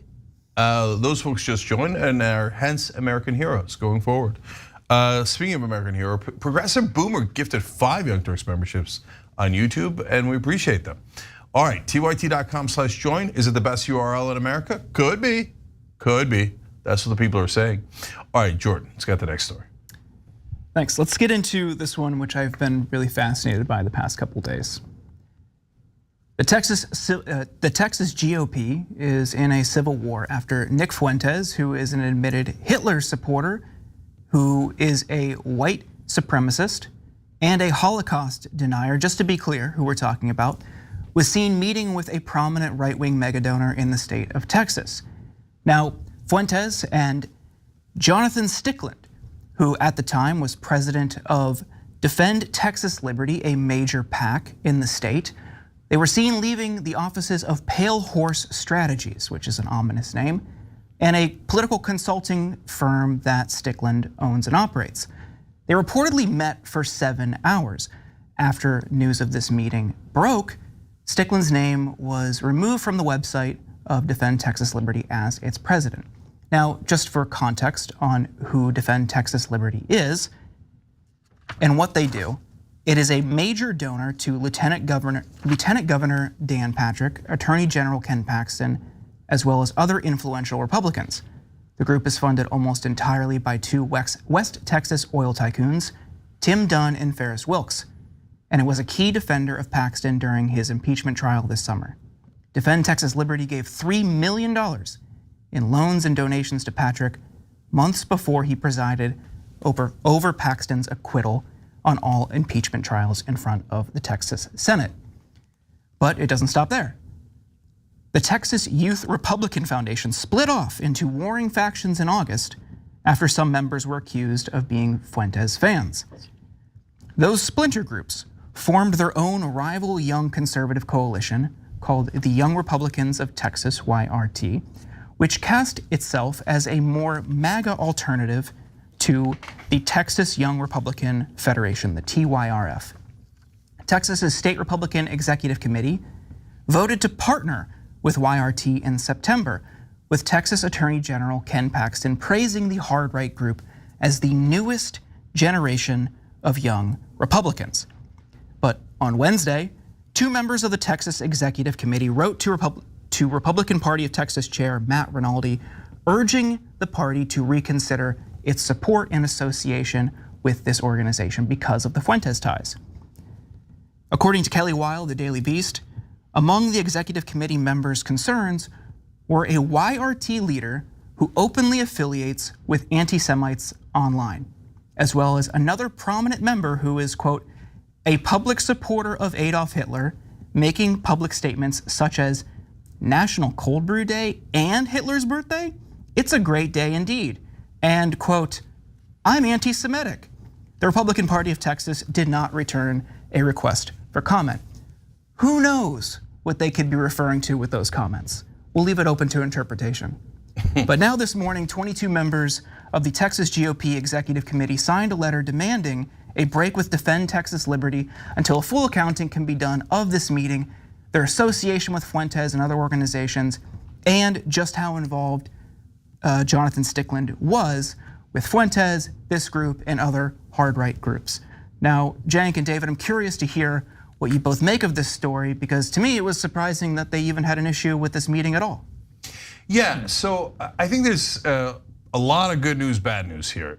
So the bad news is now there's like splinter groups within the Republican Party that are just saying we're pro-Nazi. Like, wow, that's happening in America in the year 2023. Like, yes, we'll meet with, like, Nick Fuentes does not hide the fact that he's a neo-Nazi at all. The Holocaust didn't happen, Hitler was a great guy, etc. right? So no one doesn't know that anymore. Like, especially if you're going to meet with them and you Googled them, right? So it's not like you run into them in the street, okay, but these guys are going to do a meeting with a Nazi. And apparently a bunch of them, all those, Jordan's joking about how it's subtle. I can't tell what does it mean by when you say I am anti-Semitic, right? And saying things in favor of Nazis and the Holocaust, etc. So that is deeply disturbing that is a group that exists. That's a group that has not yet been kicked out of the executive committee of the Republican Party in Texas. And that is a group that Ken Paxton is backing. Okay, now, things are so dark in the Republican Party these days. The good news is, hey, some are opposed to it. Like, and they're trying to root them out and kick them out of the Republican Party. Like, I wasn't positive that was gonna happen, right? So the fact that, especially that there are some young Republicans who are like, no, we shouldn't go that far right. When you've reached Nazi, you've gone too far, maybe we dial it back a little bit, right? And so, okay, good for those Republicans. I'm like, I know that it's like the lowest bar in human history to like condemn Nazis, but were you all sure they were gonna do it? And at least a bunch of them in Texas are, and they're trying to get rid of these guys. And so to me, that's the good news. There's one other giant, amazing part of this story in a second, but David. Well, I was going to say, Cenk, the other good news that I see in all this is, look, there's nothing we can do about the Republican Party. Nothing surprises me about the embrace that the Republicans might have of fascism and Nazism. But you look at how this might impact the broader sort of campaign 2024. There are a number of Republicans in Texas, starting with Texas Senator Ted Cruz, that are in for the fight of their life next year. And what this does is this opens up the door for a Texas focus on, okay, Senator Cruz, where do you stand? Are you going to condemn? What actions are you going to take? If you're a reporter in Texas, this is great because you can now go to Ted Cruz and say, do you stand with Nick Fuentes? What are you going to do? Are you going to condemn him? Are you going to try to get him out of the Republican Party? And every time there's a local Texas story about this, it serves as reminding all voters of just how extreme parts of the Republican Party have become. And that frightens a lot of independent and moderate voters that tend to decide elections and may also decide a boatload of elections next year in Texas. I'm just going to follow up on that real quick, David. That's such an interesting point because I think that it might also cost Ted Cruz and other Republicans in Texas votes in a different direction too. And that is, if they ask him, are you in favor of the Young Republicans for Texas meeting with well-known Nazi Nick Fuentes? And he says, well, of course not, that's an outrageous thing. He's going to lose the votes of the Young Republicans for Texas. There is a branch of Republican Party now, unfortunately, that is that extreme.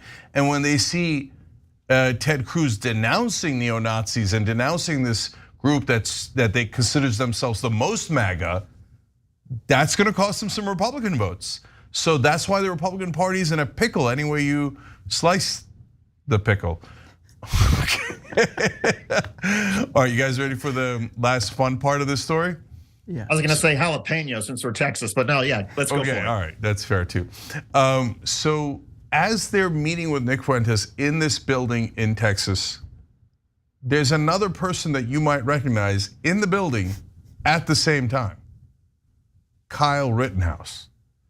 Now, we don't know why Kyle Rittenhouse is in the building. So I'm not telling you that he was there to meet with them. There's a good chance that he wasn't there to meet with them. But that is a wild, wild coincidence. So, I mean, of all the buildings in Texas at that exact time, Kyle Rittenhouse isn't from Texas. He happened to be in the building. If it's a coincidence, which is totally possible, man, he caught a bad break on that one. Yeah, a gun group did say he was meeting with them, but who knows? Everybody, including the GOP official Matt Rinaldi, denounced him, the meeting. People who took meetings with him later denounced him. Nobody wants to be publicly associated with him, but they do see him as an influential figure for young right-wing people, which is pathetic. They know they covertly can wink and nod at Nazis, open white supremacists, white nationalists, because deep down their views are aligned. But publicly, they're too embarrassed. You have to draw the link between this moment, this fallout, the party cannibalizing and attacking each other, and Trump. I mean, Trump really did that to the Republican Party. He really helped incubate these far-right fringes. He didn't create it, it didn't start with him, but he really did incubate a lot of these elements. And now it's manifesting in moments like this. Trump also met with Fuentes. Like this isn't just some new figure. So while we talk about this, you also have to have the impact of Trump and his campaign in 2016 and the fallout. And to David's point, I think this is a good opportunity for Democrats in the state of Texas who want to flip that state, turn it blue, finally weaponize this, run ads with it. I mean, you have some of the top Republican officials in the state, some of the most influential Republicans in the state of Texas associating with this guy, tied to the story.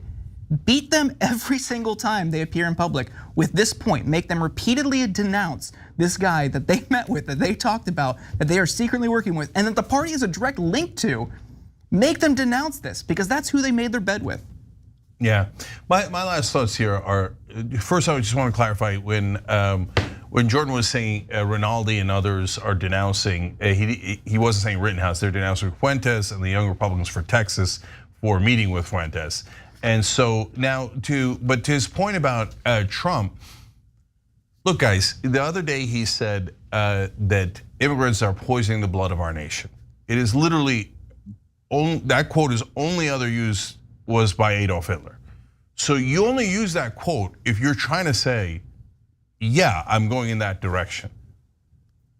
So it's so specific. It's such a specific phrase. It's kind of an awkward, crazy phrase. No one else uses it, and it's well known as Nazi propaganda.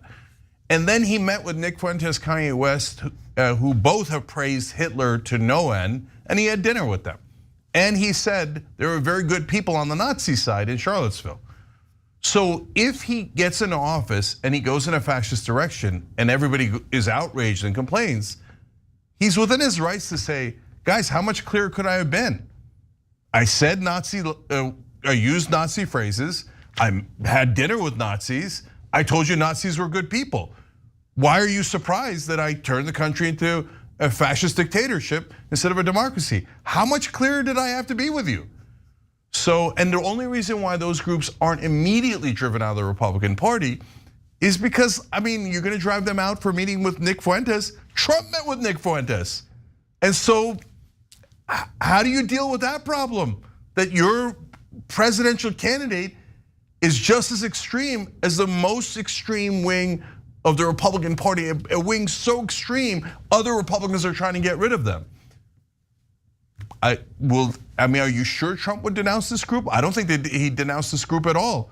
They did the same exact thing he did, met with Nick Fuentes, a well-known Nazi. So that's the sorry state of the Republican Party. Okay, you go ahead, Dave. Well, and I was going to say the Republican Party now, certain elements, as we know, they not only fear foreigners and immigrants, but they take events that are happening around the world and they therefore justify their fear and their efforts to say, no, you can't come here. And so that takes us to one of our favorite Fox News personalities, Jeanine Pirro. Watch.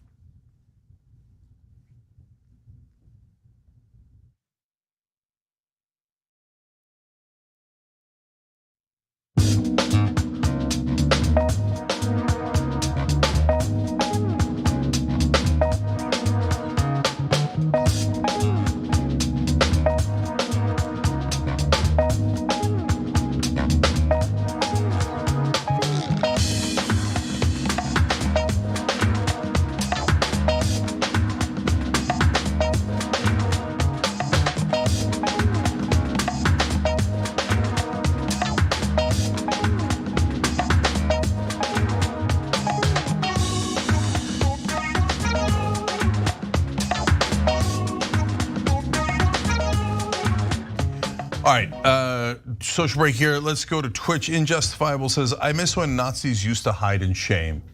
Yes, you speak for all of us. Thank you.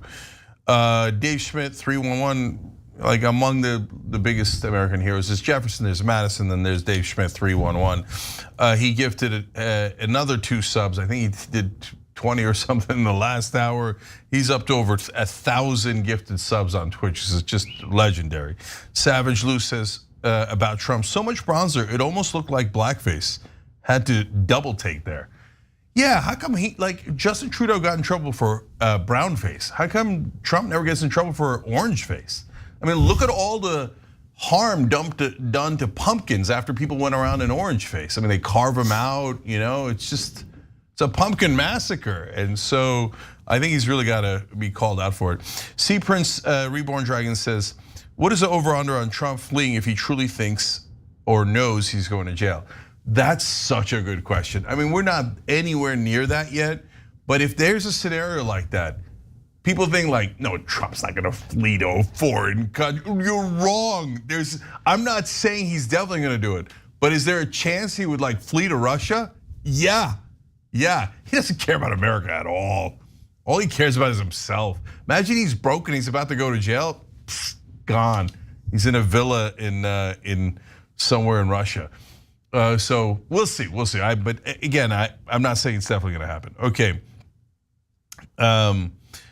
Psych Dragon writes in on our member section on tyt.com. Love this power panel. Love you back. Are we there yet? Writes in, Trump is Pavlov's dog. He salivates whenever he sees a camera. So true. He's like, man, woman, camera, TV, person. Okay. I am Sock says, all this Chesebro news is getting a bit grating. Okay, thank you, Bart. Okay, there's more of that. Hold on though. First, more Dr. Richie news, always. He's winning another award, Multicultural Media and Correspondence Association. It's their 8th annual Multicultural Media Correspondence Dinner. Ida Rodriguez, by the way, hosting that, so I love that. And he's winning the 5th Estate New Media Honoree, which is awesome. Congrats to Dr. Richie. And he's also got his show, of course, on SiriusXM Urban View. Check that out, Sundays at 1 o'clock Eastern. And another thing to check out this weekend is me on Operation Hope board. I'm gonna go there and check it out, tyt.com. Get involved over the weekend if you can.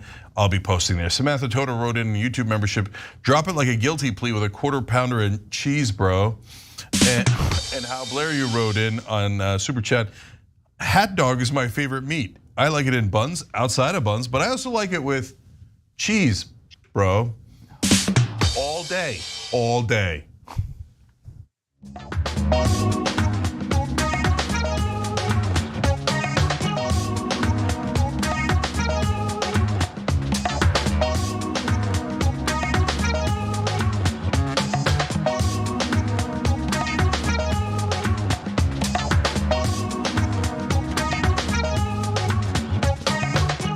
Back on TYT, Cenk Uygur, David Schuster, Jordan Ewell with you guys. We had a little technical mishap at the end of that last break, but David's got that story he was telling you about.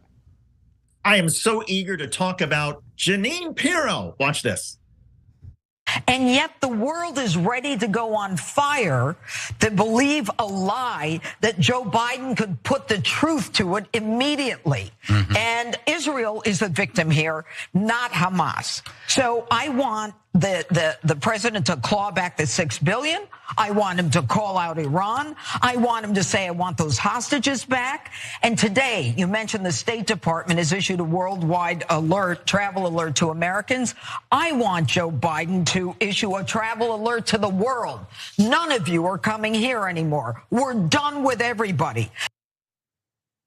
None of you are coming here. We are done with you. Well, Jeanine Pirro was saying that because the State Department, given all the tensions around the world, did issue a worldwide caution. Here's what it is. says due to increased tensions in various locations around the world, the potential for terrorist attacks, demonstrations, or violent actions against U.S. citizens and interests, the Department of State advises U.S. citizens overseas to exercise increased caution.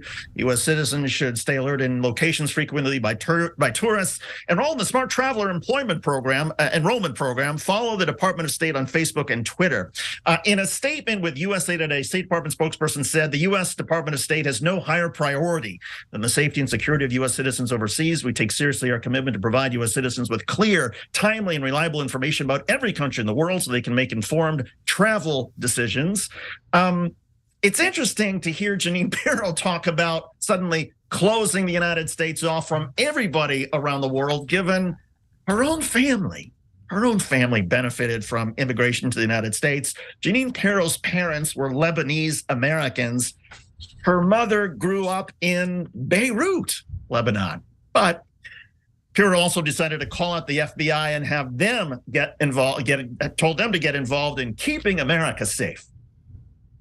We're done with everybody. And I want him to take the FBI off the Catholics, off the parents, and off the political enemies. I want him in the chat rooms. I want him online. I want him to find the threats to Americans that they missed with the Boston bomber, San Bernardino, the Pulse nightclub. And I want the world to respect us again. Generally, it's not a great idea to demand certain things from the FBI when you and your fellow party members are calling for the FBI to be defunded. Just saying. Pirro had already sounded off on the on aid to the Palestinians while Israel fights Hamas militants who run Gaza. She also falsely accused President Biden of not backing Israeli and U.S. intelligence claims that the Gaza hospital bombing was done by Palestinian militants in a probable misfire. President Biden made it very clear that he supports Israel on that story and believes that this intelligence, both U.S. intelligence and Israeli intelligence, points this away from an Israeli airstrike and towards a misfire by the Palestinian Islamic Jihad group. But of course, putting that aside, Jeanine Pirro's solution to all of this jank is ban everybody, close the borders for everybody. Yeah. So how would that work? Yeah, let's break this down a little bit. First of all, you would pulverize the tourism industry in America and cost us untold billions of dollars. Well played. And then, of course, CNBC would be outraged. And you'd have the first disagreement between CNBC and Fox News, so that would be interesting. And then secondly, this is the most important part. It's such a conservative thing, sorry, but it's true, to say, okay, I crossed the bridge, but now that I'm on this side, let's burn it down, right? Who cares that, my parents are first generation immigrants, and if people had listened to people like me, we never would have been here. I'd be in Lebanon right now, right? She just doesn't care because you're not her. She only cares about herself. It's amazing how little regard they have for other human beings. And then finally on the chat rooms, she's like, okay, she quotes a couple of attacks from like a long, long time ago and go and the FBI should be only targeting Muslims. Get in the chat rooms, get into all these things, right? Okay, well, how about all the recent domestic terror attacks, including against Jews? The guys who did the synagogue killings in Pittsburgh and Southern California. Shouldn't we be in the chat rooms for them? No. I'm for Jewish people, but if they're right wingers killing those folks, who cares? Get out of the chat rooms. FBI never look into them. Oh yeah, that's what I thought. Jordan. But there's a couple elements here that I wanted to focus on. So she rattled off all of these horrific incidents, whether they're domestic terror or mass shootings, and talked about the government not stopping them, not identifying them or picking up on them during the planning phases. Now, I have yet to see, and maybe I missed it, but I have yet to see Jeanine Pirro or really anybody on Fox offer a meaningful, deliberate, and thoughtful criticism of the US surveillance state. We hear a lot of praise for it. We hear a lot of defense of it, the funding of it, the expansion of it at the expense of our civil liberties. But in all of these moments, that has never come through. You could argue, and I think many people who work at organizations like the ACLU have argued, that when you're doing mass clandestine surveillance, like a catch-all style of surveillance, you're not going to pick up on these types of things. You're not allocating resources appropriately, and it comes at the expense of all of our civil liberties. On the immigration front, I have a friend who works in the government in USCIS, and they work on issues like chain migration, for one. And the people who also work in there, many of them came to this country through chain migration, where someone comes in and then the rest of your family gets to come in. And this person told me they were shocked at how so many people, even working in the immigration system to further the system that they benefited from, how strict they are in approving some of these claims, or rather denying some of these claims, that she often has arguments with people or disagreements with people in the immigration system who benefited from this program, who then want to reject other applicants. It's really crazy. You see it with her, you see it with many other people who come in and then want to shut the bridge or burn the bridge, whatever phrase you used. But it just seems far too common, and I don't understand why. Yeah, look, I had a family member who heard Donald Trump say in 2016 we should ban all Muslims from the country. He's Muslim, and he voted for Trump anyway. So, humanity, what are you gonna do with it? All right, and especially right-wing humanity. Let's keep it real. Okay, David, let's try to squeeze in one more story. Well, with all the depressing news that's out there, we have a little bit of good news on this day, and that is, so it's time to switch up and give you an update on the infamous sleazeball Alex Jones.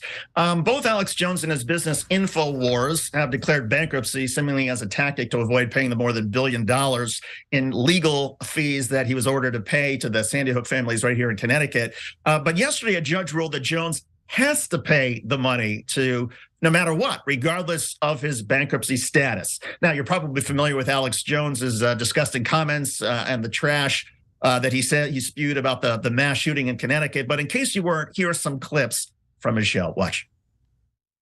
Sandy Hook, it's got inside job written all over it.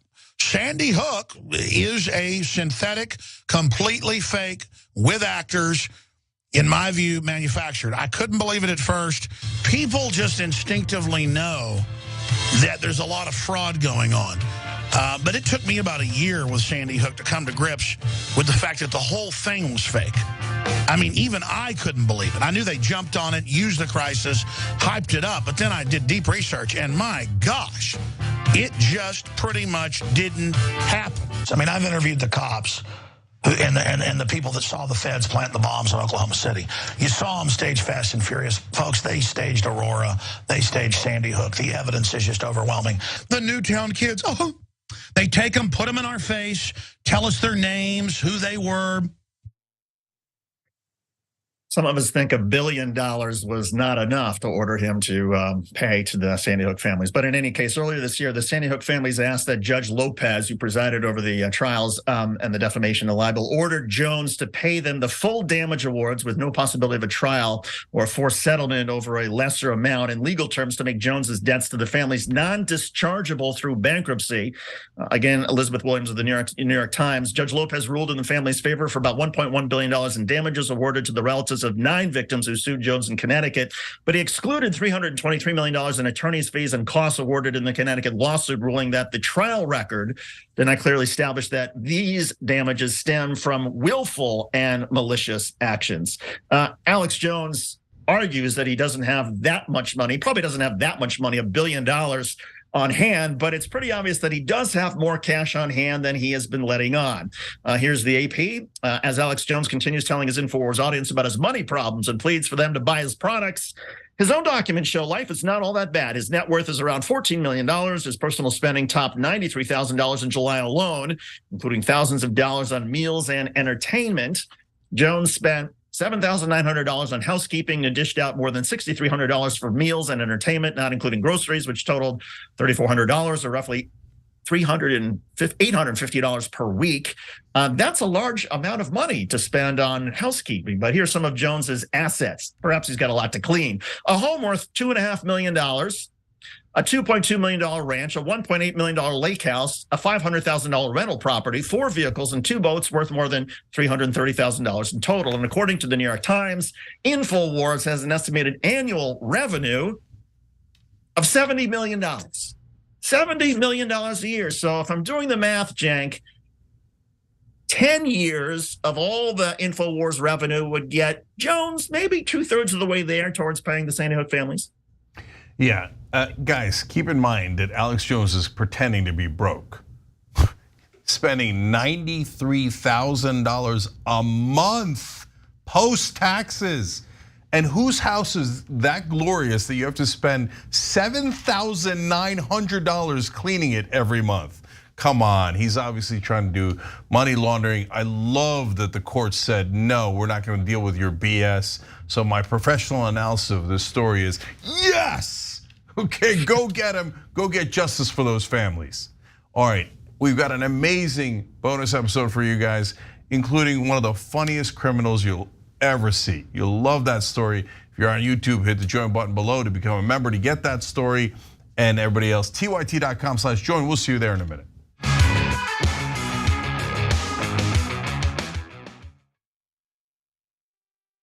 You know, old school was pitched to me from Jank. It'll just be me, you, Jesus, Ben, and maybe Mike.